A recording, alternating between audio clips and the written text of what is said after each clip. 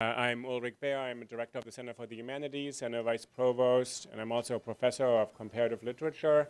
And I want to welcome you just for a second to this center and let you know the center is here really to support faculty initiatives and the work of students and faculty at the university. We've been in existence for about 10 years. We have some support from the Mellon Foundation and support from the Provost's office. We partner with lots of departments, and Emily, my colleague Emily Apter, will talk a little bit about this kind of cooperation. But I wanted all of you to know that what we try to do is really to create platforms and stages for conversations. So if you have ideas, we're actually open to hearing what we need to be talking about at this time in the university. And I encourage you to sign up for our email list. There's a sheet up front. If you put your name on there, we have a lot of events. We give grants to faculty to set up collaborations, to allow them to publish books, to support the humanities, really, which we think has been and remains a very critical project of the university, and we're devoted to it. So I want to thank Emily Apter and Alex, where is he? Right there, for bringing this to us, and just to really say we have a convening function for faculty and for you as an audience, and I personally want to thank all of you for coming and listening to Alain Badiou tonight, and je veux très bien vous remercier pour venir aujourd'hui, et nous espérons que ce sera une belle soirée. So thank you very much, and Emily, you can take it from here. Thank you. I have to lower the mic. So yes, thanks to everyone for being here. I'm going to keep introductory remarks pretty brief in the interest of making time for presentations, but I do want to convey special thanks to the Humanities Center's staff and its director, Uli Baer, for hosting this session on philosophy between poetry and mathematics with Alain Badiou and Alexander Galloway.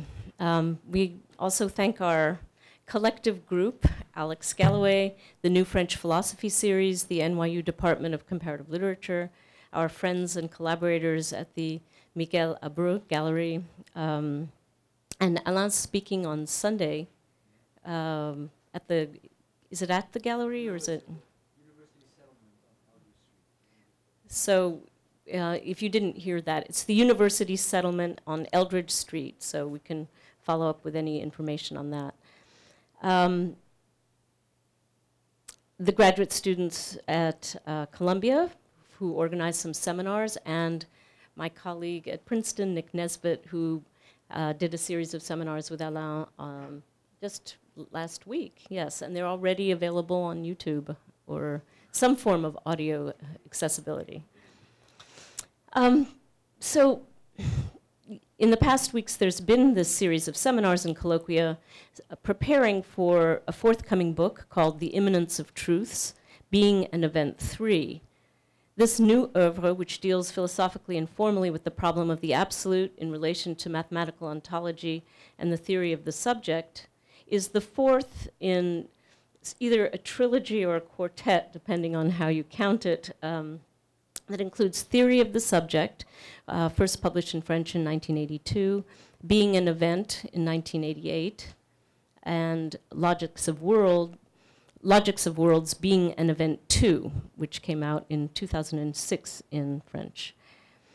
Badiou, as you all know, is a philosopher, but also a playwright. He taught philosophy for many years at the École Normale Supérieure, and he's known for important interventions in the fields of ethics, contemporary politics, film, literature, and art. In addition to authoring plays and novels, he's been steadily publishing the texts of his seminars from 1983 to 2012, and they have been taking their time to appear in translation. I've heard, I don't know how many years was it? They're still not quite there, but we will, I would recommend those I've had a chance to look at on Parmenides, Nietzsche, Heidegger, and Lacan. And he just published very, very recently a text called Éloge de la politique, which I discovered in my mailbox a few days ago. He's been a regular visitor to NYU a long time now, launching new work here. We had panels on his book, The Century, Rhapsody for the Theater, His translation, that was a spectacular event, of Plato's Republic, The Age of the Poets and Other Writings on 20th Century Poetry and Prose, and approximately a year ago, a panel on number that has perhaps prefigured some of today's topics. So we're delighted to have him back with us in New York. And let me now introduce the evening's respondent, Alex Galloway, our colleague in media culture and communication, as well as Comp Lit, and a longtime collaborator on New French Philosophy events. One of the foremost thinkers and creative workers in the blurry field known as media theory, Alex's range extends to French philosophy, with books on Laruelle, François Laruelle, an edited volume in French titled Les Nouveaux Réalistes, and a translation of Tikhon's Introduction to Civil War. His own books include Protocol, How Control Exists After Decentralization, another called Gaming, Essays on Algorithmic Culture, and the Laruelle Against the Digital. Last June, Alex presented on Badiou in our Economies of Existence conference, which was held at NYU in Paris and the École Normale. His piece for that conference, titled Mathification, was an investigation into the mathematical economies of the digital and the analog, and it posed one important question, especially relevant for tonight: is Badiou ultimately a digital philosopher? And I asked Alain if he'd ever thought about that, and we were always open to the unexpected. So this essay that I just mentioned will appear in a special issue of Diacritics alongside other proceedings from that conference. And I have a feeling will inform some of today's comments too. So thanks for being here, and Alain.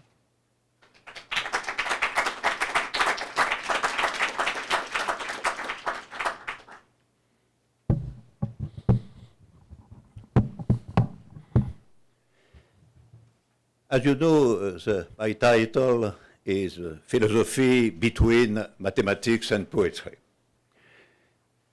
The difficulty for me is not to speak about philosophy, mathematics, and poetry. My difficulty is to speak English. And it's why you have a paper in which you can find the English translation of my lecture, practically. Not exactly, so I shall propose some commentaries concerning the paper, because without that sort of commentaries, we can read quietly the paper and discuss it at the end, and it will be a conference without any speech, which is a novelty. But finally, I decide to speak English, or to speak something like French English, and with the caution of the great American poet Wallace Stevens, because Wallace Stevens have said once that finally French and English are the same language. It was true for Stevens. For me, it's much more difficult. So, first point, demonstrative mathematics and rational philosophy emerged together in the same place, Greece, and at the same time, the 5th century BC. And second part of that sort of historical beginning, philosophy emerged in Greece in the 5th century BC, conditioned by mathematics. Not only with mathematics, but clearly conditioned by mathematics, but in the language of poetry. It's something very striking. The birth of philosophy is under the condition of mathematics, of the existence of rational mathematics, but in some sense in the language of poetry, because all the first great philosophers before Plato, before Socrates, write poetry. And the best example is Parmenides, which is commonly seen as one of the first philosophers, but Parmenides writes a big poem. From them, there has always been a tension between the demonstrative tendency and the seductive tendency in philosophy. How we can, us philosophers, seduce the audience by proofs or by speaking poetically. A good philosopher always is between the two, somewhere between the two, somewhere between poetry and mathematics. You have Spinoza on the one hand, for example, which write philosophy in the mathematical style, with proof, theorem, and so on. And, for example, on the other side, Nietzsche, who certainly write very splendid poetry. Second point, what is exactly the form of the tension inside philosophy between mathematics and poetry? At the beginning, we have the form of a conflict, a real conflict. Plato, in a famous passage, spoke of a, I quote, very old war between poetry and philosophy. And he himself attacked poetry fiercely, even though he often declared his love for it. But as you have all of you experience, there is no complete contradiction between love and war. And so the relationship by Plato to poetry is on one side contradiction, on the other side tenderness and love. So the conflict, that sort of conflict, which is around the birth of philosophy as such, this conflict is less objective, clear difference between two types of language, than subjective. Poetry and philosophy both attempt to produce, solely through the effect of language, without any other means than language, two different types of conversion of the audience. In some sense, you know, philosophy and poetry are some different attempts to explore the language, and much precisely the possibility for the language to create a new form of audience, to create something new in the collective subjectivity. And it is why we have a real tension between the two, because in some sense poetry and philosophy have the same goal, the same destiny, to constitute a new collective audience at the level of images, but also at the rational level. And it has been the case at the beginning of philosophy, when Parmenides writes some argument concerning being, qua being, being as such, and so on, in the form of a poem. And so the contradiction between the two is also about the possibility of language. What are the possibilities of language in some sense, the finally political constitution of a new audience? That is a subjective unity inside the collectivity of human beings. We must say one word concerning here the function of mathematics in the birth of philosophy, because it's the same question. It's the question of the desire of a new form of collectivity. the desire of philosophy is a question of replacing authoritative speech with argumentative speech. For the philosopher, a statement is not true. A technological intervention. The desire of philosophy is to affirm that a statement is not true because a priest, a king, a prophet, or even a god said it. It's true because there is a proof of its truth. So any supposed truth must be subjected to general discussion, must be proposed to general discussion. It is not the subject of enunciation, for example, the philosopher, who guarantees the truth of the statement. It is the statement, already guaranteed as true, that compose a proof of the truth of the new statement. In some sense, the birth of philosophy is to create the desire of, at the birth of philosophy, to create a new audience, not by seduction, not by power, but to convince by conviction. That is by proof, by the authority of reason.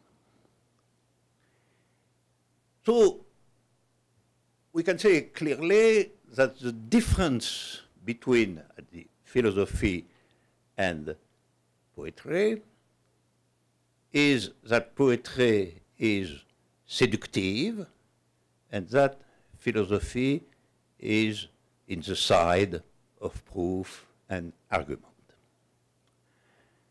And it is why we have a relationship at the birth of philosophy between philosophy and mathematics, because mathematics is a pure example of something which is the constitution of conviction by proofs. Okay. The difficulty was that philosophy, before Socrates, emerged in a language that was still poetic, largely inspired by Homer's long poems. This was the time of Parmenides, Empedocles, and Anaximander.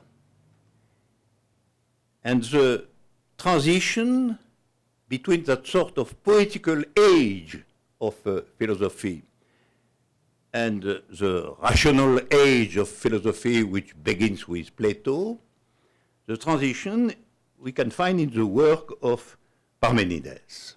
I insist on this point. Parmenides also wrote a very long poem. We have only of this long poem some short pieces.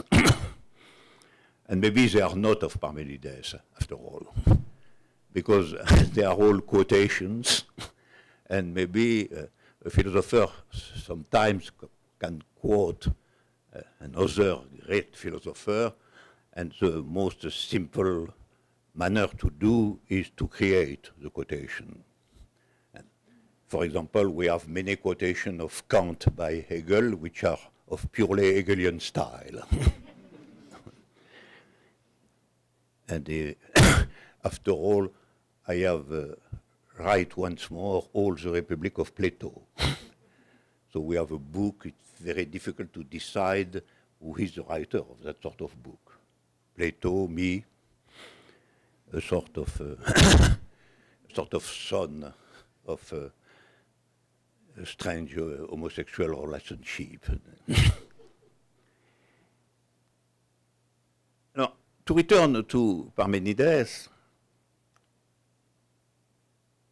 he wrote a long poem, but probably for the first time, he actually propose a truth in the form of a proof. Parmenides wants to prove that being is the unique thing which exists, that all what exists can be thought as being as such. And that being is, if you want, complete totality. That is the philosophical goal of Parmenides. But he used an indirect method, reductio ad absurdum, to prove that only being and nothing else is.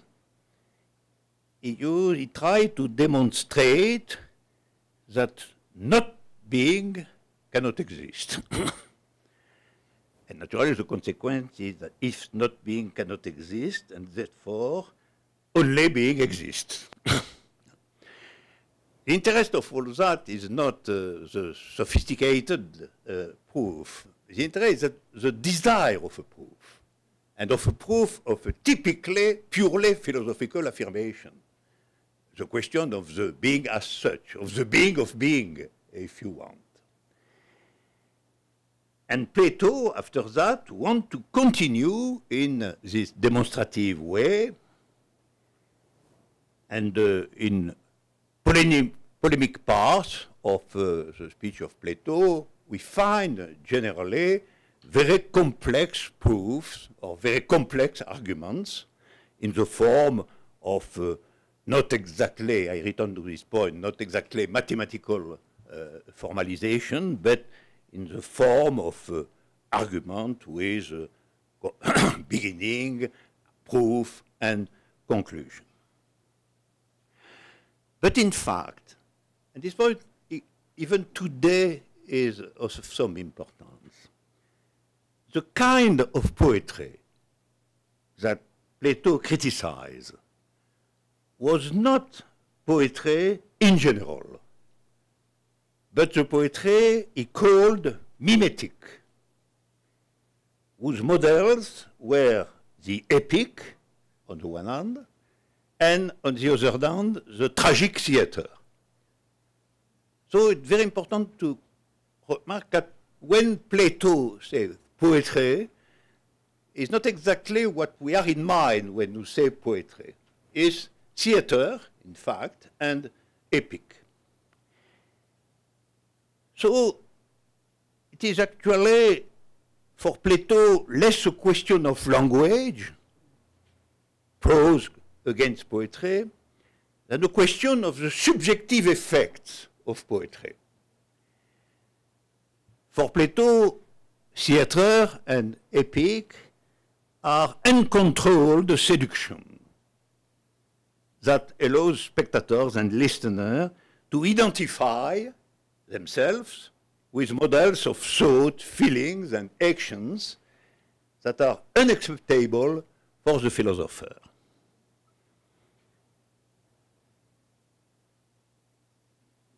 In some sense, we must have in mind, when Plato spoke of poetry,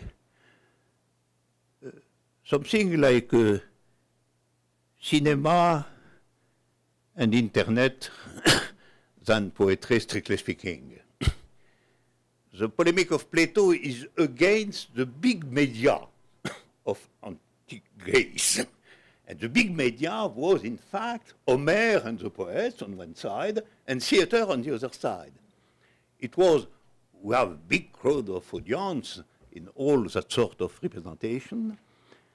And so I find in Plato much more the beginning of the philosophical fight against collective media than, strictly speaking, polemics against poetry, against lyrical poetry and so on. So finally, after Parmenides, the language of philosophy would ultimately be a midway between poetic language and mathematical language. You could say a language of seduction which causes transference onto the person speaking, and a language of proof which reduces the listener to silence. That is the difference. When you have a proof, if the proof is a good proof, your interlocutor must say nothing at all. If you seduce him or her, it's different. He can say, I accept, I refuse, I am not so seduced, and so on. And it's a completely different definition. And the philosophy today, the language of philosophy, is clearly a mixture of the two. And this is why the title was Philosophy Between Mathematics, language of proof and argument, and poetry, language of seduction. Now, against poetry and fables, and if you want, against cinema, video, and so on, what is the mathematics' strength? Finally, what is the strength of mathematics, of mathematical language, against all form of seductive images? It's the fact that mathematics' strength is to rely to letters, figures, and formula, rather than on words, images, and sentences. We can say that mathematical language can write things like, precisely I cannot write, you read the formula in silence. Formula which means saying that for any set Y it's false, that Y is the member of X is the equivalent of saying that Y is the empty set. And so you can hear the difference between, in some sense, the formula in the form of letters, letters which are defined, and the formula in ordinary language. It can be said that mathematics proves the power of the letter as such, the power of the sign as such, and not only the power of words, sentences, and so on. And there is something in mathematics which is on the side of letter and against, in some sense, the side of signification of the sentence. Is something which is the precision of the sign and not on the side of interpretation.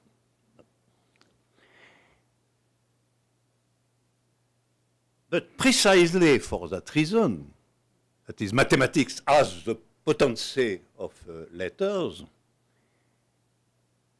there have never been any philosophy written entirely in mathematical language. In some sense, it's impossible. And why? Because philosophy, even demonstrative philosophy, has never reached the stage of formalization, the stage of letters. We can produce some proofs in the philosophical language, but we cannot have letters as such, things as such, blind things as such. You know, the extreme case of philosophy which must be written in mathematical language is certainly Spinoza, because the ethics of Spinoza is written in the form of elements of Euclid, donc in a form of treatise of mathematics. But if you read Spinoza, you understand quickly that it's not at all formalization. It's still very far from rigorous formalization. And in some sense, nobody accepts the conclusion of the proof of Spinoza. In fact, you accept something else in Spinoza, something which in some sense is seduction, abstract seduction, with magnificent sentences of Spinoza, but not the proofs. Generally speaking, when I discuss concerning Spinoza with somebody, I am rapidly the conviction that he read no proofs in Spinoza, only proposition, only proposition. And because proofs in some sense are completely obscure. Proofs are not a clarification of sentences, but obscurity. And so it's a failure in some sense. It's a failure because the mathematical appearance of the book is not the real of the book, understand? So we have not philosophical books written in the form of mathematics, but, and it's an important point, we have philosophical poems. We have philosophical poems. Lucretius De Natura, for example, which is a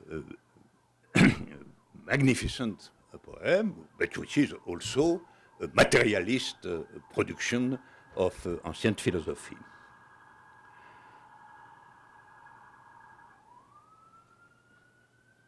The singularity of noise.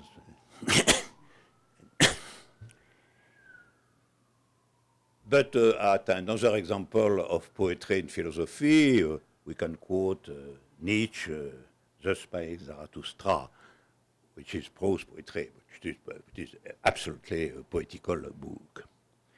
So, you know, philosophy is under the condition of mathematics concerning the necessity to produce proofs of what is true, but in some sense, there is something impossible in the writing of a purely mathematical book of philosophy, and it is not impossible, on the contrary, to write poems for, as a support for philosophy. So philosophy does not admit the power of the letter. That is the point. Philosophy is inside the ordinary function of language with words, images, organization, and finally interpretations. It is why philosophy has a difficult relationship to ordinary language.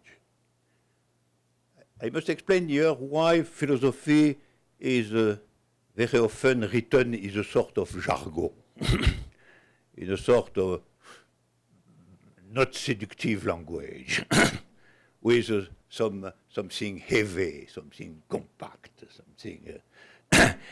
It's because, generally speaking, it's neither poetry nor mathematics. You are between the two, but being when we are between the two, you are different from the two. And so there is some philosophical poems, but it's a minority in the enormous mass of philosophical texts. And we have no really mathematical philosophy properly. And so we have in philosophy what I name an impure language, a language without any clear necessity as a language. As a philosophical transmission, it's a necessity, but as a language, it's something obscure in some sense and impure, because the tension between seduction of poetry and demonstrative strength of mathematics is involved in some sense. The result is confusing language.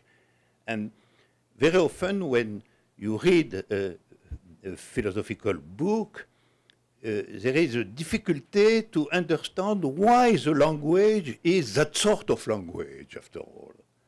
Why the language is so intricate, so complex, so heavy in some sense.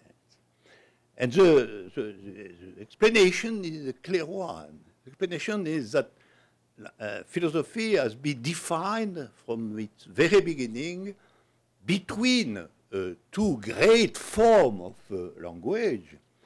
Mathematics, which is in the direction of the pure power of the letters, and on the other side, poetry, which is in the direction of the pure form of the image, a metaphoric image as such. So between images and things, between images and letters, philosophy creates something like we can name a conceptual language. A conceptual language, but a conceptual language which in some sense creates its proper intelligibility and which is not a common or ordinary language. And so, you know, the language of philosophy is neither scientific nor poetic. And it is why it's a sort of singularity of jargon.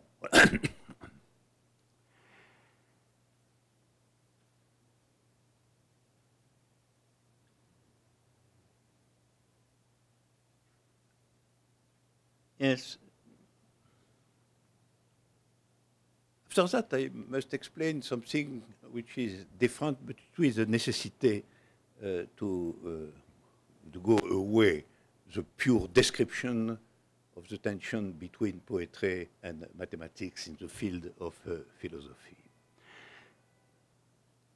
I must explain why, in my sense, mathematics is important in philosophy, is a necessity, philosophical necessity, not only concerning the question of proof, the question of rhetoric, the question of language, but concerning a philosophical question as such, the question of being as such. I think that mathematics is, in fact, something like a formal ontology. Now, I must explain the point. I think that mathematics is not only a formal language, a formalization of things and so on, but that there is a content of mathematics. There is something which is the matter of mathematics. And in my vision, mathematics is, in fact, the science of all the possible forms of multiplicity. That is my definition. All the possible forms of multiplicity. And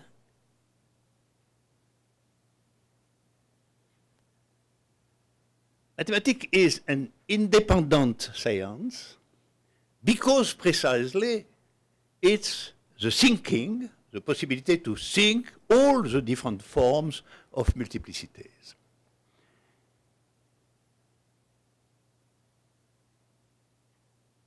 And poetry is completely different because poetry is on the side not of what is as such, but on the side of what happens. Poetry is, the goal of poetry is to size the becoming of all things, the transformation of all things, and not the pure abstract forms of what is. And so, if I quote the title of my first big philosophical book, I can say that mathematics are on the side of being and poetry of the side of the event.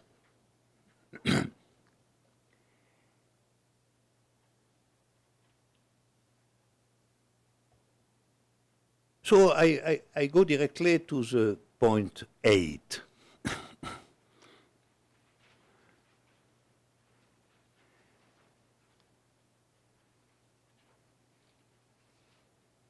if we have in mind that the common feature of everything is to be multiple, if you think that nothing is in nature, in the matter, in the universe, is in itself absolutely one, if you think that only God, if he exists, is absolutely one, see, everything that is natural or material is made up of elements that are also natural or material. If you think like that, we can conclude that mathematics is the science of being as such. That is the science of all possible forms of multiplicity, multiplicity being the necessary form of what exists. You know, this point is very important here because it changes the nature of the relationship between mathematics and philosophy, naturally. We have, in some sense, a link to mathematics in philosophy in the form of the possible language for philosophy. That is the necessity of proof. And you know, in classical metaphysics, you have, for example, many proofs of the existence of God, precisely. And we have many proofs of the existence of something like the spirit, the difference with the body, and so on and so on. But in some sense, it's a question of language, a question of rhetoric, a question of exposition of the philosophical ideas. But if really all what exists in is a form of a multiplicity, and if mathematics is the only way to study abstractly all the possible forms of multiplicity, in some sense, mathematics is the science of being as such. And so we have ontology, which is traditionally something inside philosophy, which is outside philosophy in a close relationship to it.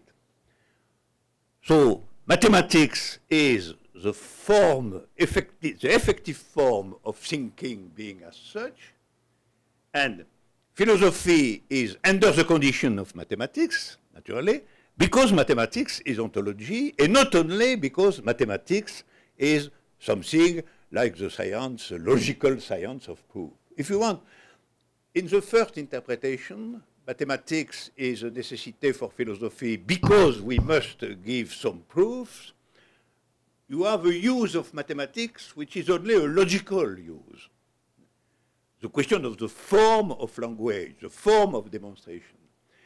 If you think that all what exists is the pure form of multiplicity, we have a use of mathematics which is not purely a logical one, but a mathematical one. That is the result of mathematics concerning the science of the different form of multiplicity becomes something very important for philosophy itself.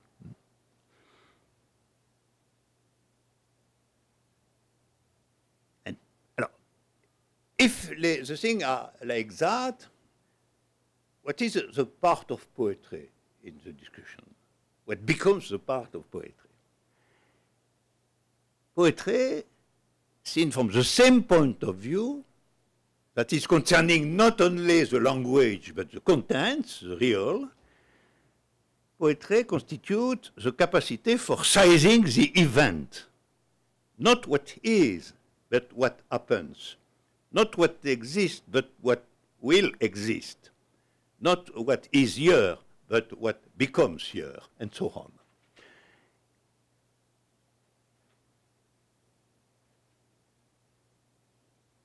So, at the end,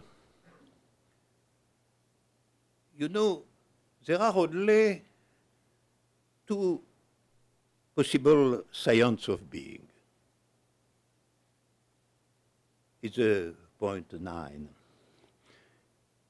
If you think God exists, there must be a science of forms of the one, which is called theology. Theology in the philosophical sense, is a study of the different possible forms of the one, of the absolute one. Otherwise, there is only the science of all the possible forms of multiplicity. This is called ontology, and ontology is mathematics. Poetry, and it's a very important point, poetry is not dependent of ontology. That is the strength of poetry. Poetry is always the name of an event. All big poem is the name of something which happens in the world, or which happens in the subjectivity. So poetry is the language which sighs transformation, which sighs metamorphosis. I was proposed to you about this point a form of exercise, a form of example. It's one example. It's come from the French poet Paul Valéry, and the title of the poem is Au platane. Platane is a tree, the plain tree, and so in English, to the plain tree. And why is this poem? Because this poem is a story of an attempt to close the big tree, the plain tree, as a pure object of the landscape, of the site. So, at the beginning of the poem, the question is to assign the tree not at all to an event, not at all to the transformation of the world, but to the calm strength of the world as it is, and is a static description. So the attempt of the poem at the beginning is to propose a static description of the big tree as a magnificent object in the landscape and as something which cannot pretend to be the symbol of a transformation. I read in French, then in English. Tu penches, beau platane, et te proposes nu, blanc comme un jeune scythe. Mais ta splendeur est prise et ton pied retenu par la force du scythe. In English, you incline, great plain tree, the speaking tree.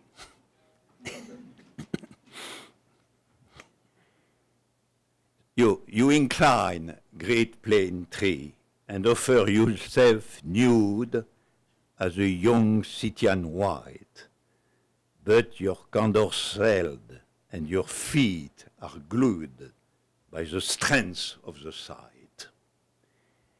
You see how in the poem, in the beginning of the poem, the tree is a sort of victim of its proper beauty. It is prisoner of the site, prisoner of the landscape. You have here the pure objectivation of the tree as an object in a structure of the space. But at the end of the poem, at all the trajectory of the poem, you have the revolt of the tree. The revolt of the tree against the objectivation. And it is why you have a sort of explanation of what is the goal of poetry. The goal of poetry is precisely always a critique of objectivation, a revolt against objectivation. The tree wants to be not a beautiful prisoner of the site, of the landscape, but the part of an event, the part of something which happens, even a violent event, for example, a tempest. And the tree, at the end of the poem, says, no, no, I don't accept to be purely a piece of a structure. I want to be something which is in life, something which exists in the form of transformation. And I quote, and the tree said explicitly in the poem, no. Et quote, non, dit l'arbre. Alors, dans le poème, l'arbre va dire non au poème lui-même. Hein. The tree says no to the poem itself. Non, dit l'arbre. Il dit non par l'étincellement de sa tête superbe que la tempête traite universellement comme elle ferait d'une herbe. No, says the tree. It says no by the very sparkling of its head superbe, which the tempest treats universally as it does an herb.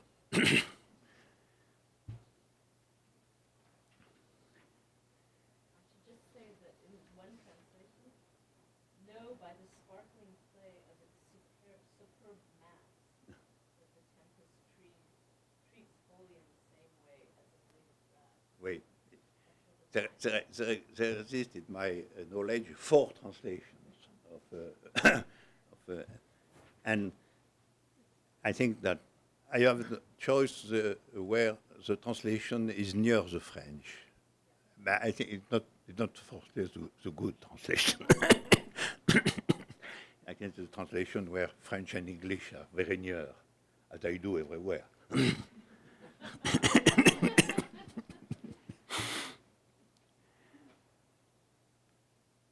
So we go in the direction of conclusion.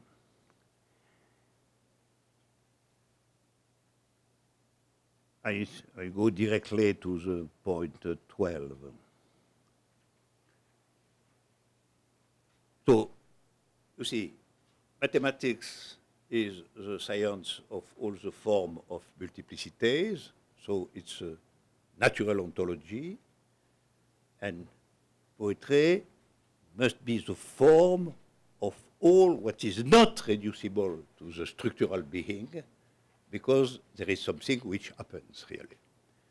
So mathematics is the thinking of structures in general, and poetry is the language of what is not reducible to a structure. So what is in the form of what we can name the event being the name of metastructure, what is not reducible to the level of structure.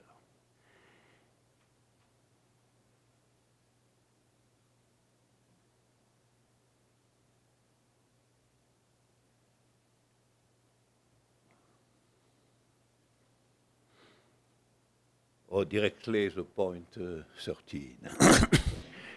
You can read the rest. Philosophy must know the mathematical ontology precisely. That is a rule, the rule for a philosopher. I think that if mathematics is ontology, the philosophy must know the mathematical ontology, naturally. She cannot ignore entirely what is really the science of the pure form of multiplicity. It's his duty to understand the thinking of all forms of the multiple. But in the end, maybe here it's a choice, sometimes.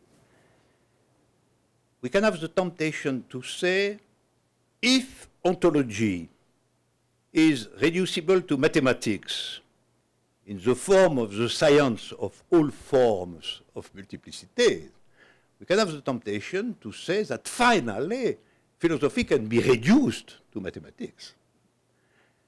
if the destiny of philosophy is ontology, purely, we can say in some sense that the goal of philosophy has been finally constructed in the field of mathematics.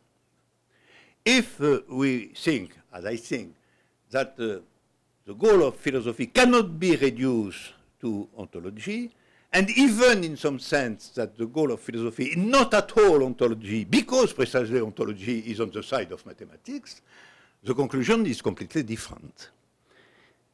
I think that at the end, philosophy is much more on the side of what happens than on the side of what is. Finally, it's a good thing that mathematics is on the side of what is. I think that the true consequences, the most important consequences of philosophy are always on the side of the transformation of subjectivity. Something like that. Ethical field, political field, it's another question. But the different forms of the subjective transformation. What is the true field of philosophy? And so, philosophy is on the side of what happens, finally. On the side of the event and of the consequences of an event. So, philosophy is not completely interested of the forms of the possible, but of the putting into form what is considered as impossible.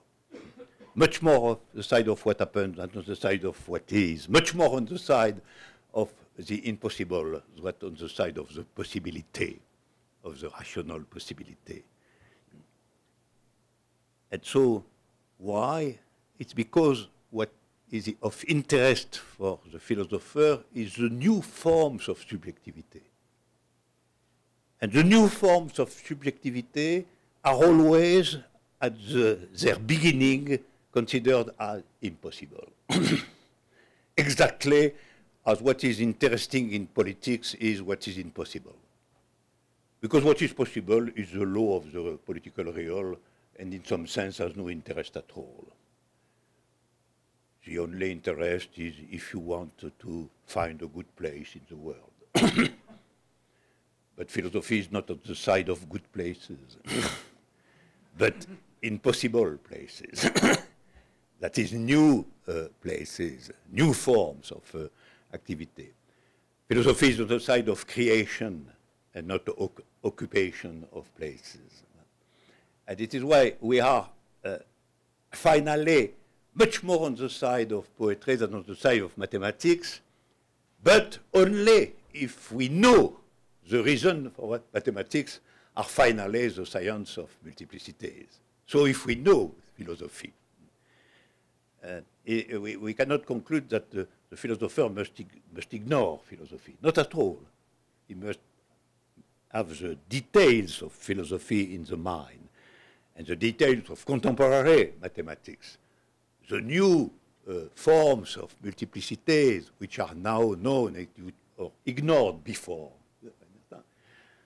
So we must know ontology, but we must recognize that ontology is not exactly a question of philosophy.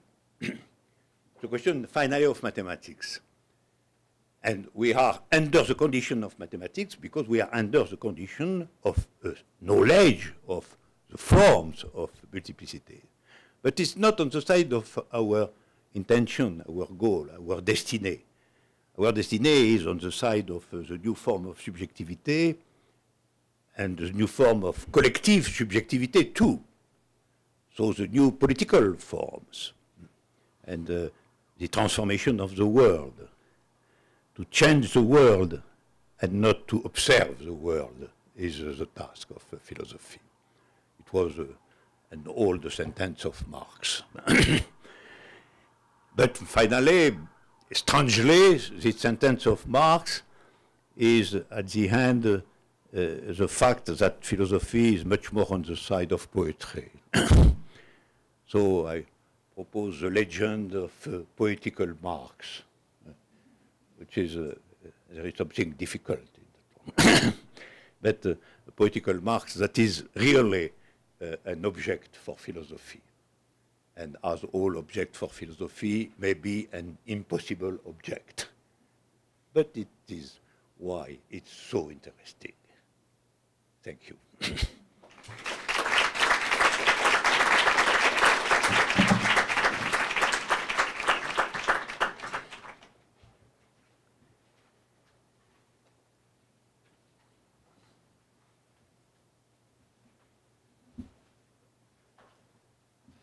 So lots to say, and thank you very much, Alain, for that lecture.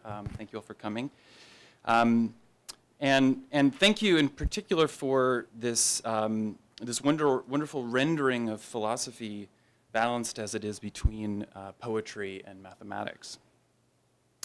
Poetry, as you just concluded, as a kind of marker for the event, for life, we could say, for the real, for what Jacques Lacan called the impossible, which you just reiterated. And mathematics as the space of, as you said, the letter, the precise letter. We could add perhaps the digit, the number, of argument, of proof, of learning and training, of course, from the Greek mathesis, learning and training, of formal abstraction in its most rigorous articulation. And I often return to a passage in Being an Event where you categorize mathematics in terms of an elemental distinction. So I'll just read a sentence. Since its very origins, you write, philosophy has interrogated the abyss which separates numerical discretization from the geometrical continuum.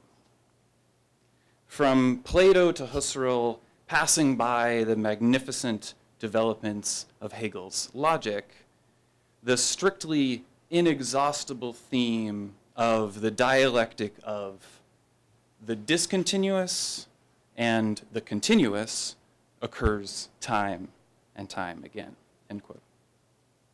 So I wonder if also, in a certain sense, whether we can map poetry and mathematics onto these two domains.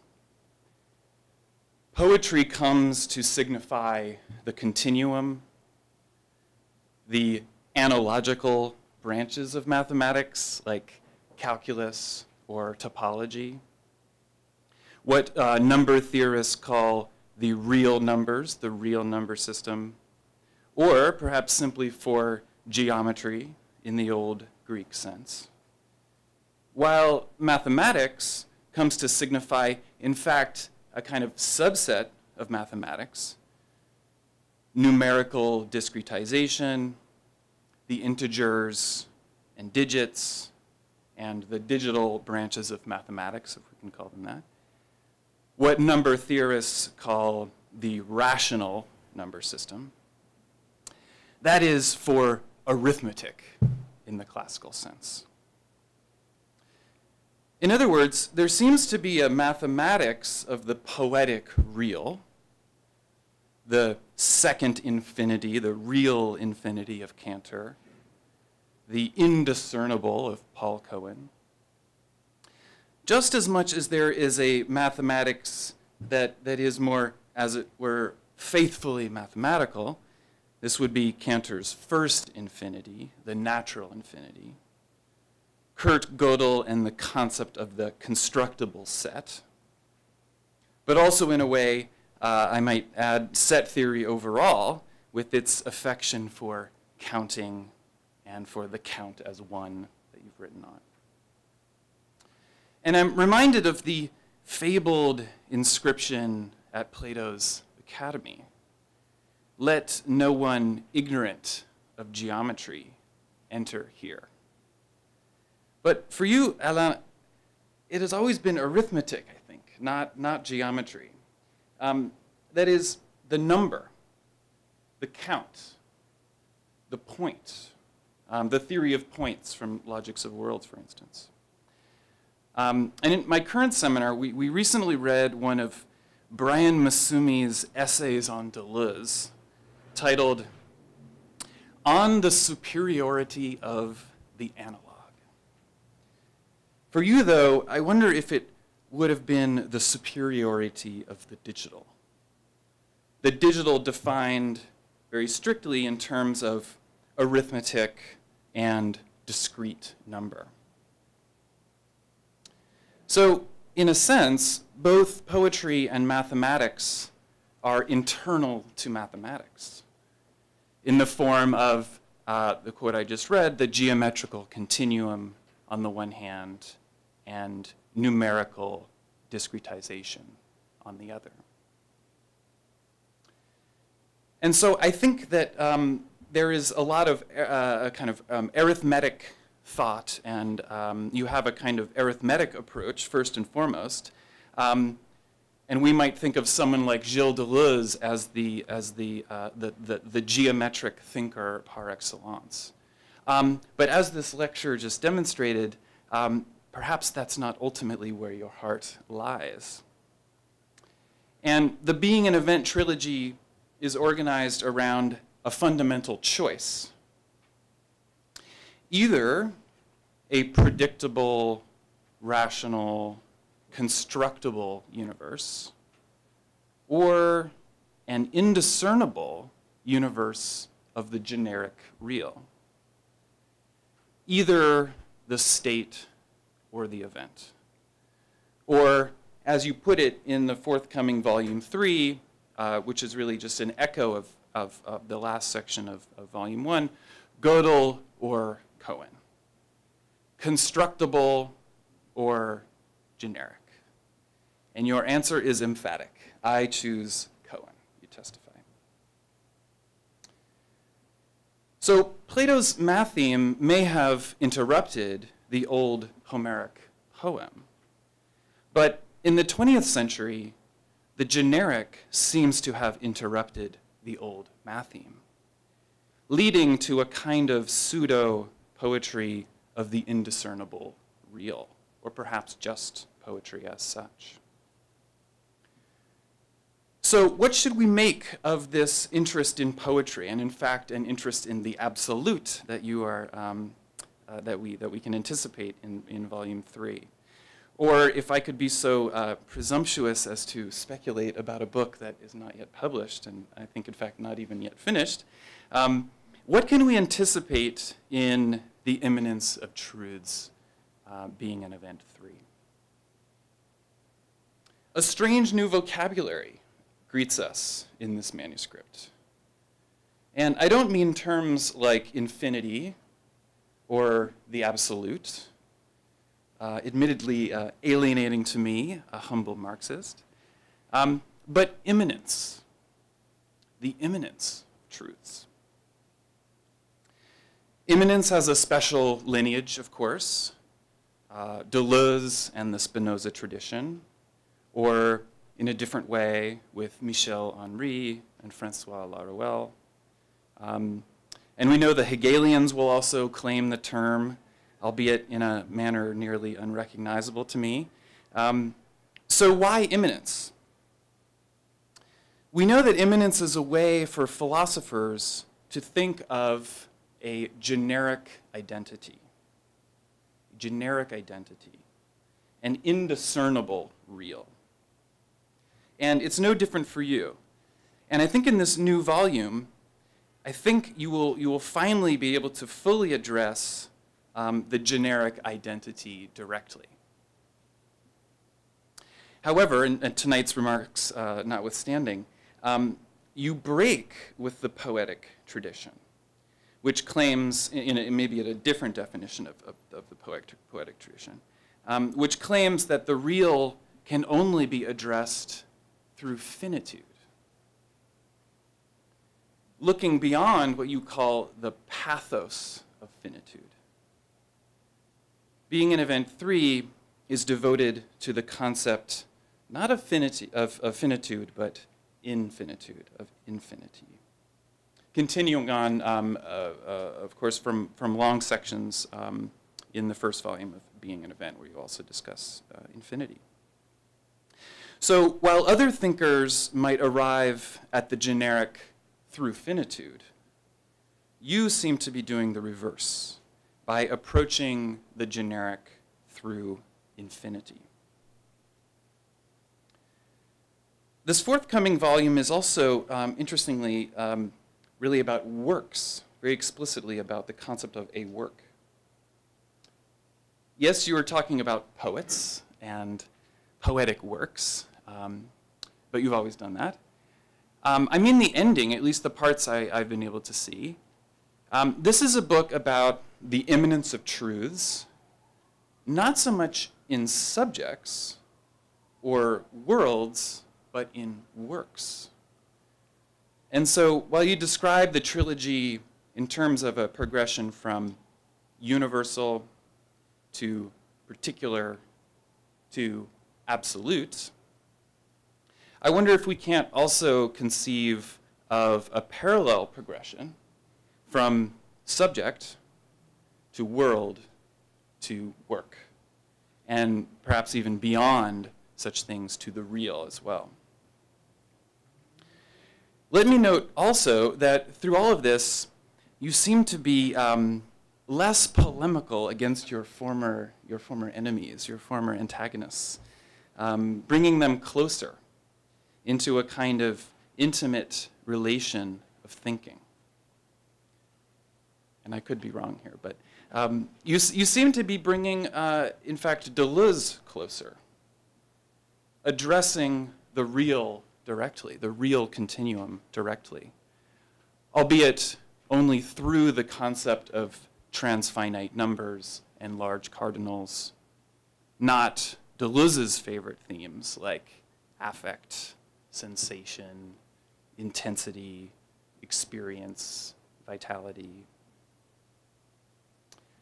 You seem also to be bringing Heidegger closer, admitting the poetic sight of the real into your system, albeit still rejecting his poetic ontology in the strict sense, and writing of an infinitude that is covered or concealed and must therefore be revealed through a kind of uncovering or unconcealing of truth.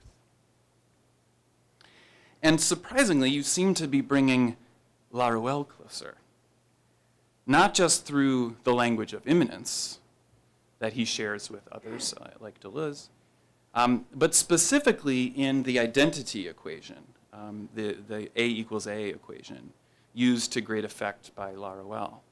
And this is a small point, but I think Laruelle's 1 in 1 bears some similarity, at least superficial similarity, to your discussion of the absolute as V in V, V being mathematical shorthand for the von Neumann hierarchy of sets, or the absolute universe. So while I would characterize you as an arithmetical thinker first and foremost, I suspect that with Being an Event, you will have finally written your treatise on geometry. And you can now truly say, let no one ignorant of geometry enter here. The arithmetical path and the geometric path, while both beckoning in the first volume of Being an Event, now converge into a single enterprise in the third volume. The strict formalization of the infinite, giving a picture of the immanent generic real. So thanks, and I think we can have a discussion now. So thanks very much.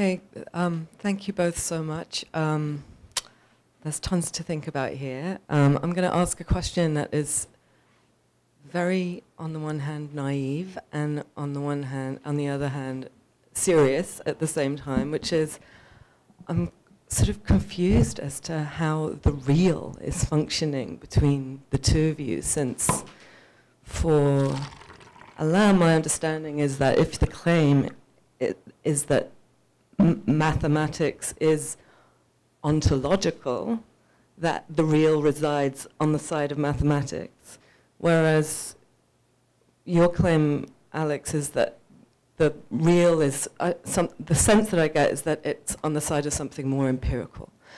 And so I'm just curious as to how, you know, because I'm just not, I'm not super familiar with the range of thinkers you quote when, Alex, when you're discussing this question of the immanent and the generic real and so on. So I just appreciate some clarification. So that's the naive side of the question. But the serious side is this, you know, macro question about, you know, ontology as such. So thanks.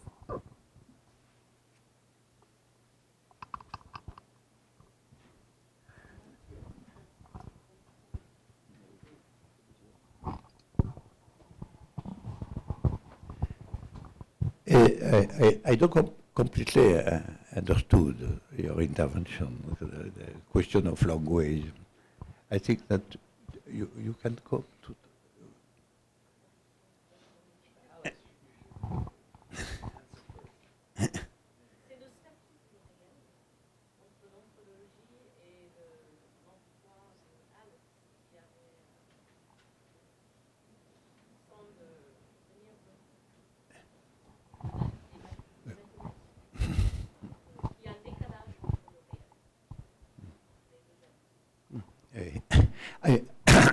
It was approximately my understanding. Yes, the question is the question of the signification of the word real, in fact. Because for me, real is not reducible to being. Because being for me is the basic structure of multiplicity as such. In some sense, not in a distinction first between numerical and geometrical multiplicity. That is a distinction between algebra and topology, finally, something like that, but multiplicity in all possible forms of multiplicity, finite or infinite, the continuum or the discrete, and so on and so on. But I think that real is, for me, naturally, it's a question of definition. Real is in relationship with a subject, and real is something like the form of access to being for a subject. And so real is not for me a purely objective signification, but is always in the field of the becoming of a subject. And I think that I am on the side of Lacan from this point of view. Real is we have the experience of real when we have the experience of something impossible in some sense. And something impossible, that is something like an obstacle, something like a possible negation of your desire, your action, and so on. And I think real is not, for me, a neutral concept, it's a relational concept. Real is always real for a subject, and being is not at all, for me, for a subject. Being is the neutral forms of multiplicity as such in always form of experience.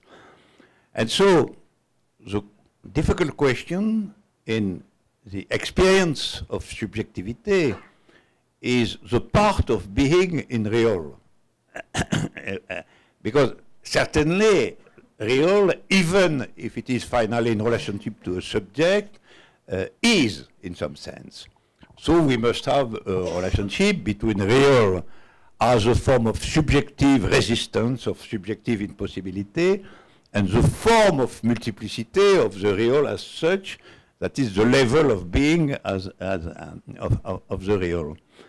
And so the true question is not reducible to the ontological question, that is the question of what is the form of multiplicity which is in present, but like a composition between ontology, purely ontology, and subjective determination. But for me, a subject is always the result of an event. So there is no subjectivity without something which is of the direction of the event. And so real at the end is a point where we have something which is distributed in some sense on the side of being, but also in the side of the event in the form of subjective determination. And this is why, for me, real is a complex concept and not a simple concept. It is on the boundary between the subjective process and the neutrality of being.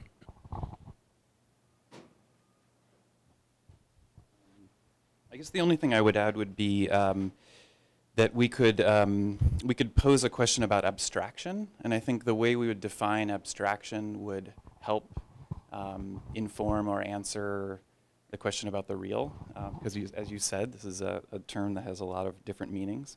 And I think there's one school of thought around abstraction which defines abstraction in terms of a kind of fundamental separation or kind of rendering apart, right? And this is really the metaphysical tradition. And then there's another way of thinking about abstraction, which is maybe gaining a little bit more currency now, which is to try to deny that gesture of abstraction or separation. So if the former was metaphysical, this would be a kind of physical approach to abstraction. And that second approach, I think, has a special relation to analogy and analogicity and the analogical sciences. And in this mode, and this is maybe controversial, but in this mode, the analogical sciences have a special relationship to the real that other approaches don't have, that other more kind of other modes of abstraction, particularly symbolic abstraction, don't have. And so it's that tradition that I was gesturing toward, the tradition of continuity rather than discretization. And I would agree with the point about becoming, metamorphosis, kind of pure becoming, event over structure, genesis over structure. I just I want to say a word concerning abstraction.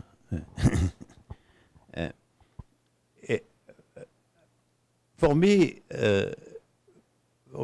abstraction is when we are thinking or speaking of something which is not an effective part of what exists, but only of the possible forms of what exists. And for me, ontology is an abstract science, purely abstract. It's not the science of the being, because there is no precision, there is no the being. It is the science of the possible forms of multiplicity. And when science or knowledge is about the possible forms of something, we can say that it's an abstract knowledge. And it's why I am some words concerning this question in the paper you have. It is the question of the relationship between mathematics and what is precisely non-completely abstract. For example, why mathematics is a so important part in physics? It's a true question, after all, because mathematics is abstract, precisely. But it's the reason for what it is so important in physics is the abstract part of physics, that is the relationship of what exists really in the world, and the different possible forms of multiplicity, which are the being of what exists. And so, if mathematics is ontology, it's normal that mathematics will be a part of all science of what exists, because all what exists is first. and after that, you have the question of the science of the singularity of what exists, which cannot be reduced to mathematics, because mathematics only indicates the form of multiplicity in its general disposition. And after that, we must determine the effectivity of the form. That is, physics is the science of the existing form of the real, and mathematics is the science only of the possible forms of what exists. But if physics is also, in some sense, a mathematical science, is because the examination and the thinking of the real forms of what exists are also the realization of a knowledge of the possible form of what exists. And this is why very often we have mathematical knowledge of some forms which become some part of physics many centuries after. Many centuries after. For example, the science of the conics in geometry is constituted 2 centuries before Christ, but the knowledge of the fact that the circulation of planets is orbit, is ellipse and not cycle, is 16th century after Christ. And if we must understand this fact, which is a very strange fact, why something that we know from centuries becomes suddenly a form of the real, we must accept to say it's because in the science of conics, we have the science of possible forms of multiplicities, and in the physics, the cosmology of the 17th century, we have the science of an effective form of multiplicity which exists. And it's the part of experimentation. Experimentation is to confirm that the real form of multiplicity which is engaged in some physical phenomena is really the possible form that mathematics describes. I just want to make one quick intervention because we had the benefit of a quick discussion before this event, and you brought up something which I think helps clarify, which was that you talked about mathematical. We were talking about the status of mathematical language, which is already a metaphor, but you insisted on its literalization, something literal about mathematical formalization, and yet at the same time it has a materiality. So maybe this question of literalism and materialism come in to help us think a little bit more precisely about the status of mathematical formalism. Yes, it's also a question of definition, and the difficult part is the definition of materialism, in fact. It's much more difficult to define materialism than dialectics, because dialectics, we can define really dialectics, that's the field of all forms of use of negativity in thinking. It's a very general definition, but it's a good one. But what is materialism? It's much more difficult, because materialism, in some sense, is the idea that knowledge must go beyond the strict knowledge of forms, precisely. Because it's a classical opposition in Aristotle between form and matter. And so materialism is, there is something like knowledge. It must be the existence of knowledge of the law of what is the realization of some form, and not only a science of the possible forms. And so it's also the encounter of something impossible if you have in the encounter of the real. And it is why materialism has a very difficult definition, because we don't really know what we can name matter, simply. What is matter? Very, very difficult to define. We can define a form, because a form is precisely an abstraction, and so you can define an abstraction. But matter is not an abstraction. It's something which is in the sense of generally being without any form. If you attempt to define matter as such, you cannot say it matter, it's water, and so on. We must say that matter is something general. But today, definition of matter is what? Atoms, quanta, so multiplicities, form of multiplicities, absolutely. At the point that in quantum mechanics, it's very difficult to distinguish the part of physics and the part of mathematics, really. Practically, the quantum mechanics is a new mathematics. And so when I speak of materialism, first I don't speak of dialectical materialism, of materialist dialectics. Dialectics is an important word.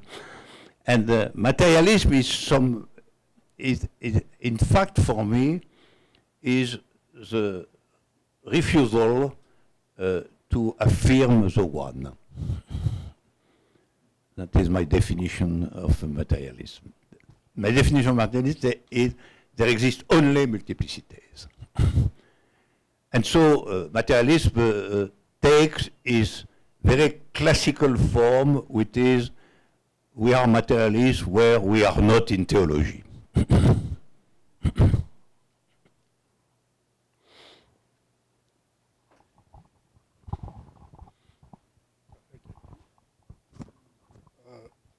Thank you very much for the great lecture.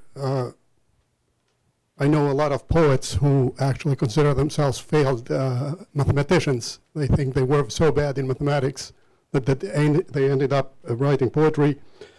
I have a question about a sentence, a word that you actually used, and I'm going to try to make a few parallels to understand the theory better and to actually sort of challenge the thinking that you demonstrated today. You said that philosophy, if I'm not wrong, if I'm quoting you correctly, strives for the impossible, which should become possible. And I understand that. In math, although we tend to believe that it's abstract, if we accept math to be the totality, or as you call it, multiplicity, of pretty much everything, so infinity. Let's assume that we know infinity.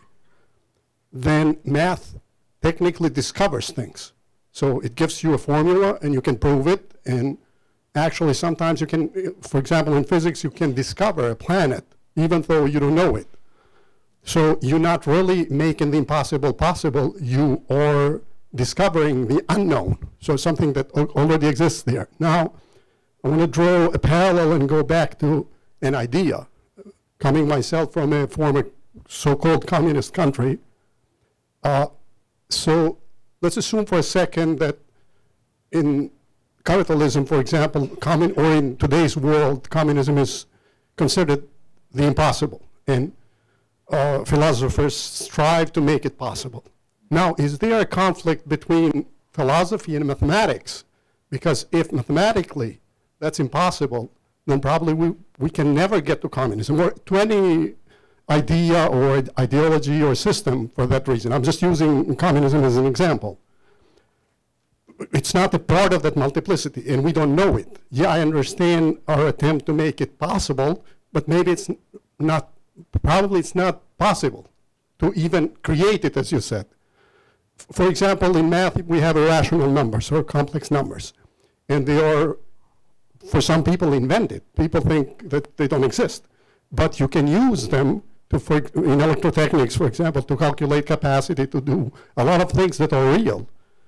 So, am I wrong in thinking that probably to understand that multiplicity, probably even to come to the idea of communism, probably we need math more than philosophy, and I'm not going to even talk about poetry. So what's your response to that? Thank you.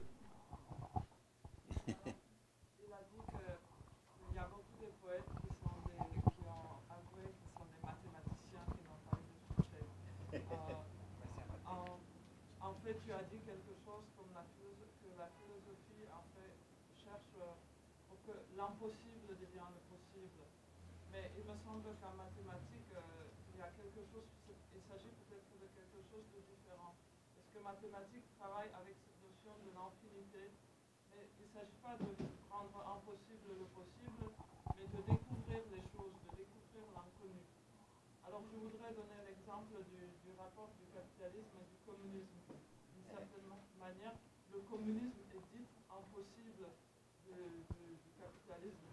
Alors, est-ce qu'il ne nous faudrait pas plutôt que de la philosophie de s'appuyer des mathématiques pour arriver à ce l'impossible que le communisme?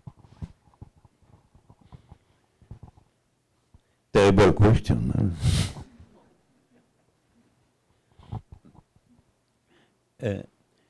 First, I agree with the idea that the impossible is not really a category of mathematics. If something is impossible in mathematics, that is that we have a proof that it is impossible. For example, it's impossible that the square of 2 will be a rational number, something like that. But in mathematics, when we find something impossible, it's relatively to a system of possible forms. For example, the discovery of irrational number was something, in some sense, impossible, because we are in the field of rational numbers. If you assume that only exists rational number, and if you give a proof that something, the measure of something in the square, for example, is not rational, the conclusion is it's impossible that that sort of thing is a number. But as you say, after that, you define another field of numbers in which we find irrational numbers. So we create a new field of the definition of number. And after that, we have also complex number and so on. So, in fact, in mathematics, the impossibility is the result of a proof, first. And second is generally to find new means to change the scale of the impossible to realize a new possibility, in fact. And so it's true that in some sense is much more the passage from something unknown to something which is known, that the passage of impossible to possibility. So when I speak of the impossibility of communism in capitalism,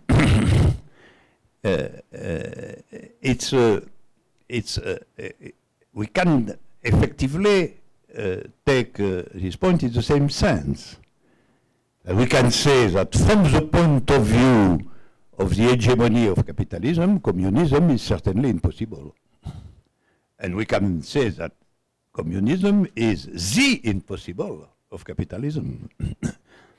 That is, in some sense, it's hidden real.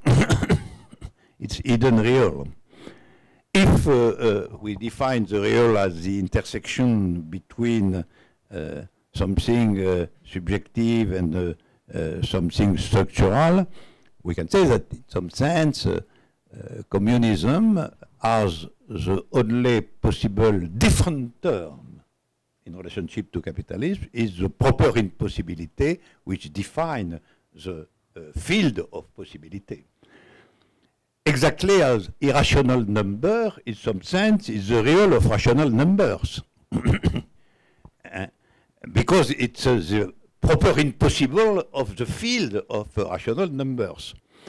And communism can be, it's a metaphoric definition, can be defined as the proper impossibility of a world if this world is precisely the world which is organized by capitalism itself. And so it is why it's very easy for the capitalist conviction to say that communism is impossible. Exactly if somebody is inside the field of rational numbers, certainly for him irrational number is impossible. But when you say that rational number is impossible, where you are also in a possible definition of the field in which you are. And when you say that communism is impossible, you are only saying that you are in the field of capitalism. You are, so you are naming the real of your situation. So, metaphorically, I agree with you, we can transport the argument from a field to another, because in some sense, it's true that what is impossible in one space, in one field, is generally a possible future of the field, because it's which is the name of which is outside the field. And so every extension of a field is always to go to something which is external to the field.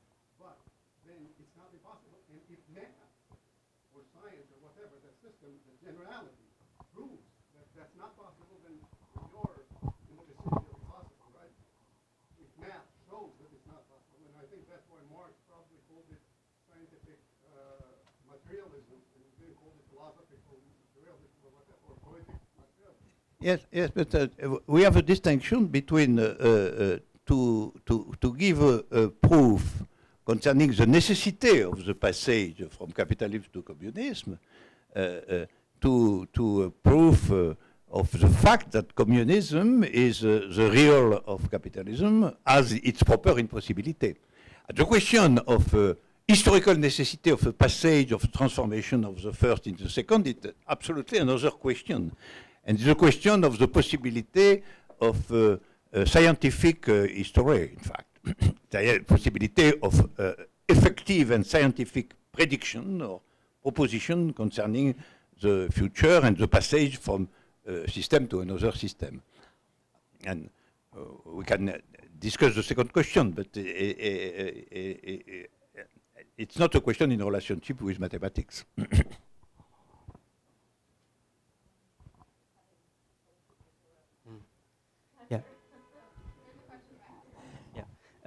Thank you for your talk.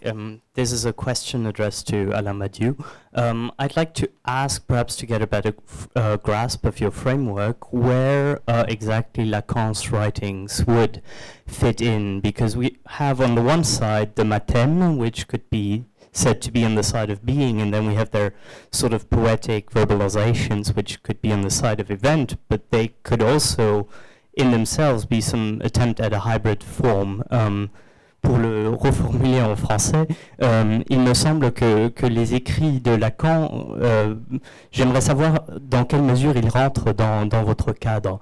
car d'un côté on a les mathèmes et je ne suis pas sûr si on peut les placer exactement du côté de l'être, et d'un autre côté on a les verbalisations un peu poétiques qui pourraient être du côté de l'événement, mais on pourrait aussi comprendre les écrits de Lacan en quelque sorte comme une tentative d'une forme hybride entre les deux qui appelle à la création de votre cadre même. Voilà, merci. Oui, un point de départ possible, c'est que Lacan non seulement ne croyait pas à la possibilité d'une ontologie. Lacan affirme the inexistence of all forms of ontology. He writes ontology with a H. It's a French joke. That is something. Ontology is an horror for him, absolutely. Something which cannot exist, something which is on the side of the bad Heidegger, and so on and so on. And so it's true that we cannot transfer without precaution, without being cautious, some concept of Lacan in that sort of field. But when he's saying that that the real is the impossible, the argument is in relationship with mathematics, precisely, even in the text of Lacan. And finally, it's the classical example on the type of irrational number and so on. The possibility of that the point of real of a field is what that sort of field represents as impossible. This form of sentence is in Lacanian style, but can be appropriated. After that, not at all consideration concerning ontology and so on. And as you know, there exist contradiction between Lacan and philosophy in general. It affirms being an anti-philosopher. And why? Because he thinks that philosophy, Lacan accepts the definition of philosophy as the love for truth. And he says it's ridiculous. Nobody has love for truth. Everybody has horror for truth. And the psychanalyst knows perfectly this point. The truth is a malediction. And so to speak of a love of truth is a perversion, purely and simply, the philosophic perversion. The sexual culpability of the philosopher is to love the truth. But I agree with all that. Personally, I don't especially love the truth. It's not the point. Philosophers say sometimes that philosophy is the search of truth. But all search, many search don't be a love. And the love for truth is much more, in my opinion, a definition of religion than a definition of philosophy. Certainly. Because at the end, when you speak of the love for truth, it's the love for the one. Because multiplicity, you cannot love multiplicity as such. There is no interest in multiplicity because everything is multiplicity. So why, if you speak of the love for multiplicity, it's but the love for the one. You not only you have, but if the one exists, you must have a love for the one. That is the definition of religious faith, after all. Love for the one. And so there is, in Lacan, on this point, a sort of confusion, but it's also part of joke, and so on. In Lacan, all is complex. But it's part of confusion between the religious transfer on the one and the philosophical relationship to the truth, which is a relationship with something difficult, which is in fact a norm, but without any question of love inside the existence of that sort of norm.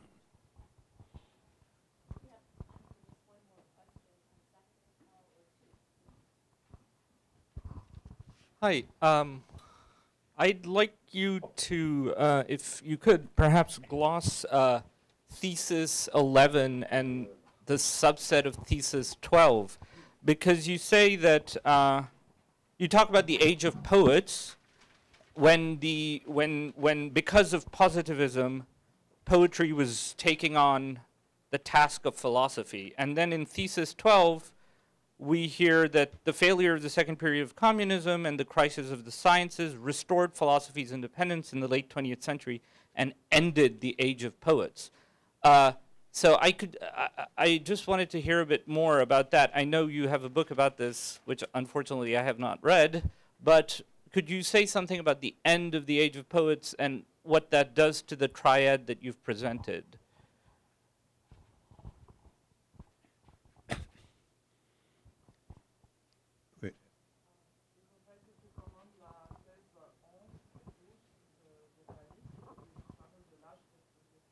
Oui. C'est-à-dire que le positivisme a transformé la poésie en philosophie, et après tu parles de cette fin de l'âge des poètes. Est-ce que tu pourrais commenter ça?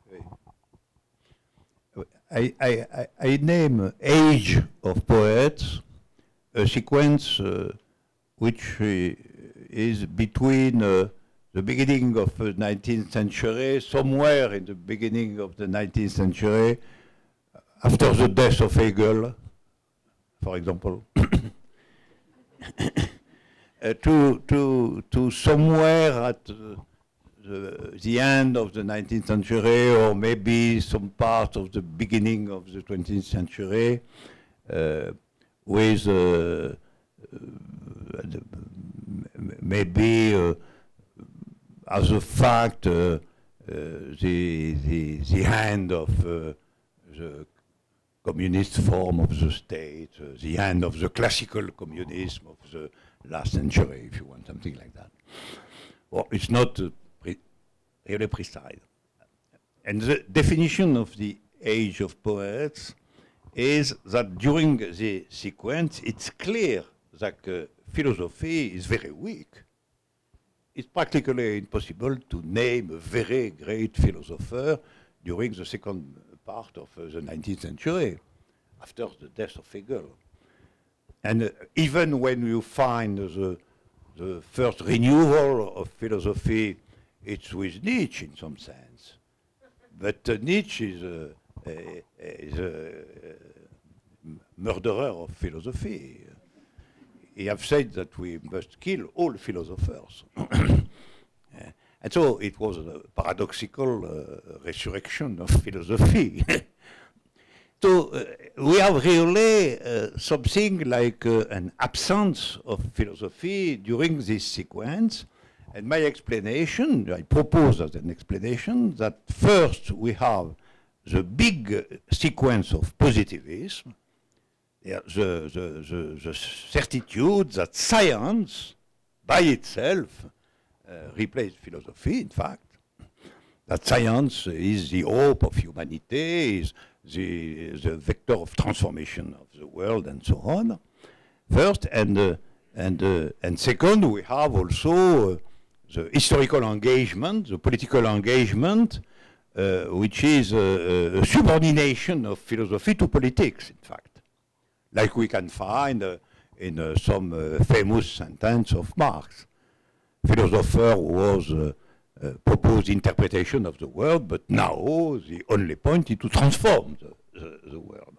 So philosophy is criticized for being only interpretation of the world and not active political trend. And so I propose to observe that during this sequence, poetry is really a very big trend, big novelty, big creation, Rimbaud, Mallarmé, and so on. and Stevens and Hopkins and so on. In all the world, we have a very striking poetry. And I think that poetry is, during this sequence, poetry realizes some ordinary definition of philosophy itself. All what is on the side of event, chance, novelty, creation, transformation of subjectivity, and so on, is much more explained in Rimbaud, Mallarmé or Hopkins qu'une philosopher which are not present in some sense. And this is the age of poets.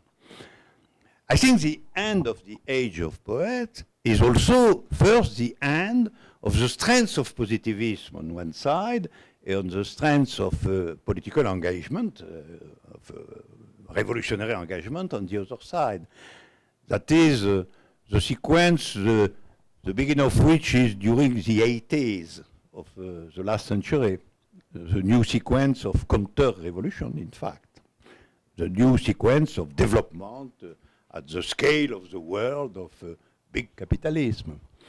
And so we have neither political engagement in the sense of the 19th and the beginning of last century, nor really scientific positivism, because we perfectly know that science, which is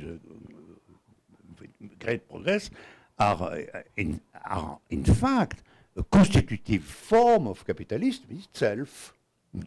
That is, they are in fact in the form of technique. Heidegger is, I agree with Heidegger on this point. Technique is the new name of science, and it's the servitude for science. It's not a freedom, not at all. And so there is the poetic, and so we have new poetry. We have not at all disparition of poets, we have a new poetry, but we have also a renewal of philosophy, clearly, from progressively around and after the Second World War. We have a renewal of philosophy. It's true. And I think this renewal of philosophy is also in a dialectical relationship with the end of the age of poets, and all that open a new sequence for humanity in general. We are in a new sequence of the history of humanity in general today. But the future is obscure. The future is obscure for a good reason. This new sequence is also the sequence of a possible great war. That is the point. And my position is clear. Either a new communism or a destructive war at a scale which is not so long. It's not the next year, but it's not so long.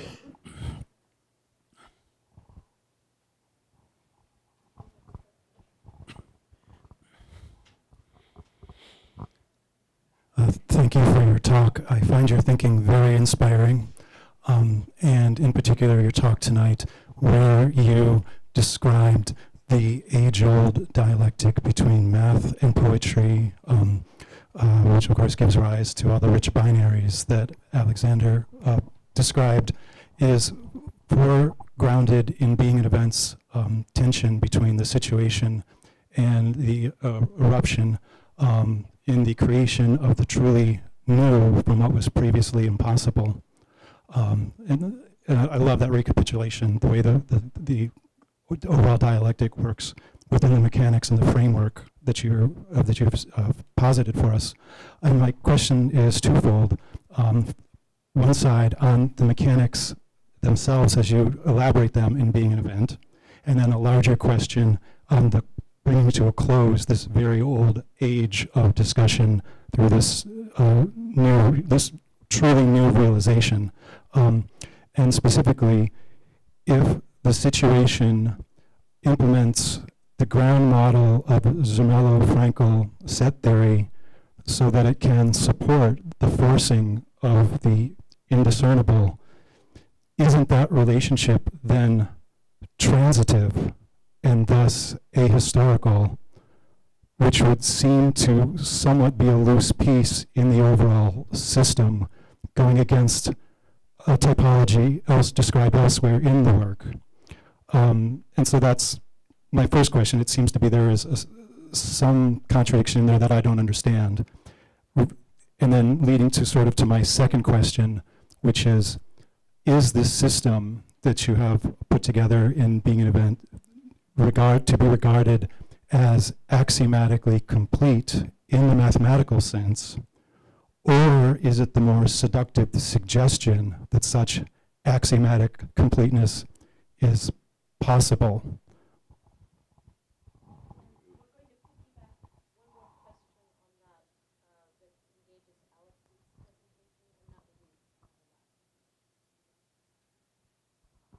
My question was just, I was very intrigued by your suggestion that one might think of Badiou as a thinker of the digital. And you didn't get a chance to talk more about this, but that would be nice to have a little more elaboration. And I think it's in relation to the latest book, right? That you see this as emerging as a possible, right?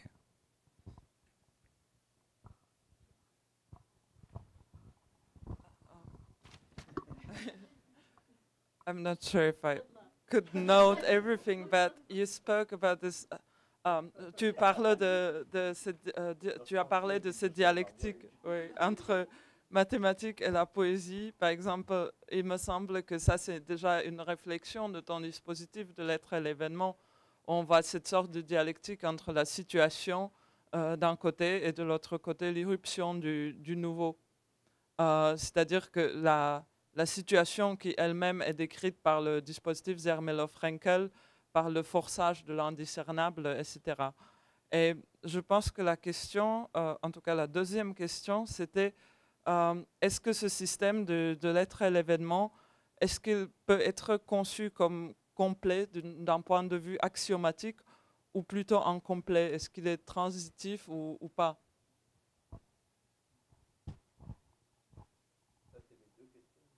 Non, j'ai que une.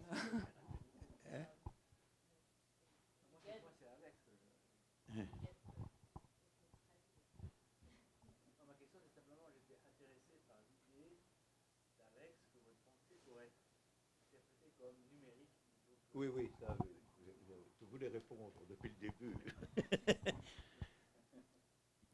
Oui, alors sur la première, for the first question, my conviction is that the Zermelo-Frankel system is probably incomplete. That some axioms are lacking, probably, and I think that around the question of the indecidability of the continuum, which was also a question, we have probably a form of weakness of the mathematical theory of multiplicities today. There is many big and interesting works and discoveries in the last years concerning the theory of the infinite in the field of theory of sets. So we are not at the end of the history of the general ontology of multiplicity. We are not at the end. I think that we are not. And we poor philosophers, we do with what exists.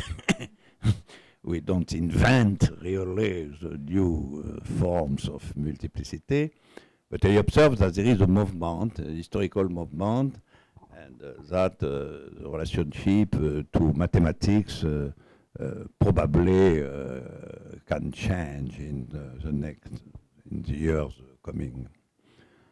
And yes, I think that my vision of multiplicities is not really of numerical nature at the end. I think that it's also it's also topological. It's also topological. The center of the question is the continuum. I agree with you. It's the center of the question. It's the center of the question because we have a strange situation today, which is that we don't know what is the continuum. In fact, we don't know. We can, it's a case, very interesting mathematical case, we can define precisely the continuum, but we don't know exactly what it is. And for example, for the moment, it's impossible to assign to the continuum an infinite number. We can do that for the discrete, we can do that for many forms of infinity, but we cannot, for the continuum itself, we cannot have an infinite number, which is certainly the number of the continuum. It's the discovery of first Gödel and after that Cohen, and the two, the result of the two is that the quantity of the continuum, the number of the continuum, is undecidable in the field of contemporary mathematics, undecidable. And so we have two possibilities which are interesting. First, even with the continuum, we have something which is beyond all forms of number. It was in my sense your vision, maybe, that with the continuum we have something, the very essence of which is not numerical. The very essence of the continuum in all this history has been first geometrical, after that topological, and maybe the reduction of the continuum to something numerical, which is realized in the field of theory of sets, cannot be really conclusive because we cannot finally find the cardinality, to be technical, the cardinality of the continuum.